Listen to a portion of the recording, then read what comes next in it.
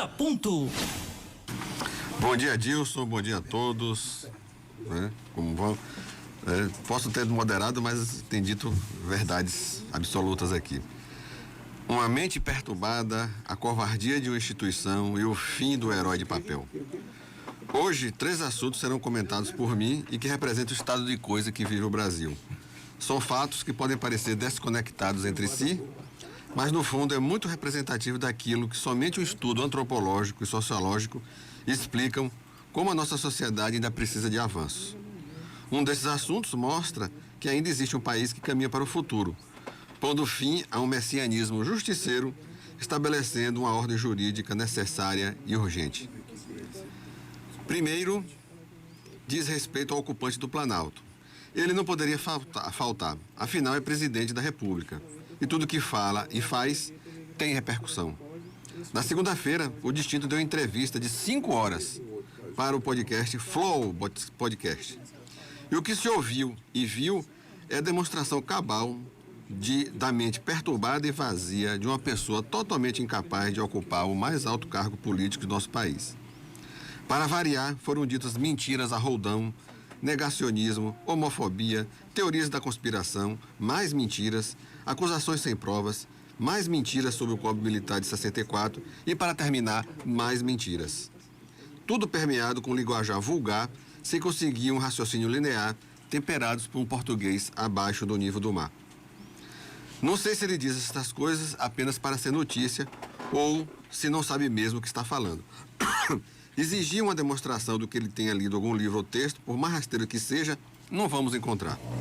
A desfaçatez de suas mentiras já não surpreende. Ele disse que na ditadura não houve prisão de deputados. Sim, houve. Basta lembrar Rubens Paiva e muitos outros que foram presos. Que a tomada do poder em 64 foi dentro dos limites da Constituição de 46.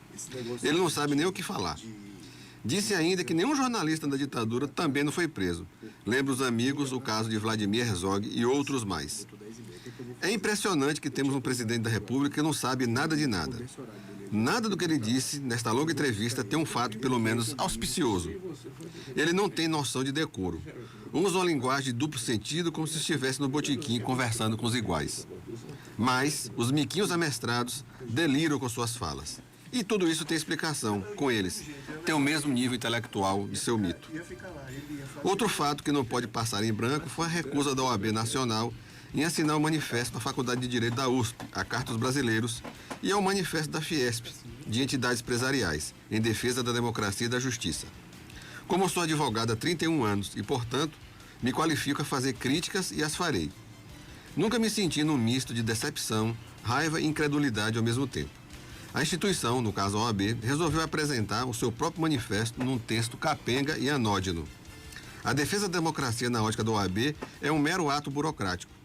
Os conselheiros da entidade se dizem defensores das instituições e da democracia, mas não assinam os outros manifestos que representam uma gama enorme da sociedade. Fica parecendo que os dignos doutos são pessoas diferenciadas dos demais segmentos sociais brasileiros. Nas entrelinhas do texto da OAB, aponta que ambos os manifestos têm cunho partidário. Acredito que os meus nobres colegas saibam interpretar os respectivos textos e me diga onde está o cunho partidário. Lembro que sempre houve entre os advogados que compunham o Conselho Federal intelectuais de peso e influência. O que vejo hoje é a ausência desses luminares que construíram o respeito da OAB. Mas, entre os atuais membros, ainda tem profissionais deste quilate, mas é uma minoria reduzidíssima. Muitos só se preocupam com seu mundinho, esquecendo-se do verdadeiro papel que a instituição representou para a história política do Brasil. Uma vergonha a atitude da instituição e também um ato de covardia. Faltou alguém que dissesse lá, quanta falta faz um Raimundo Faoro nesses momentos, o antigo presidente da OAB, um intelectual de primeiríssima linha, muito falado e pouco lido. Por fim, a última notícia. Ontem, o último herói de combate à corrupção foi condenado pelo Tribunal de Contas da União a devolver os valores das diárias que recebia, mesmo morando na cidade que chefiava a força-tarefa da Lava Jato. Vejam, caros amigos, o sujeito tinha residência fixa em Curitiba e ainda assim recebia diárias como se não morasse nela. O herói de Plutarco não via nenhum problema em receber poupudos valores, mesmo sabendo que não tinha direito. Estes são os valorosos combatentes da corrupção.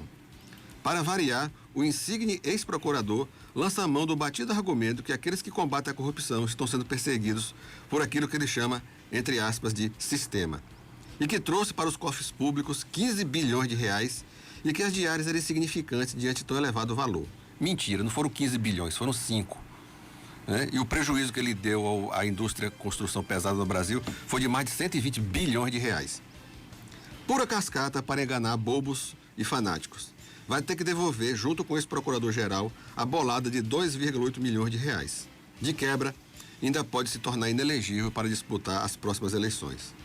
São essas notícias que representam os dias de hoje no Brasil. A última, a condenação daquele procurador que se achava herói, aponta que nada ainda está perdido. Bom dia a todos e até a próxima quarta-feira.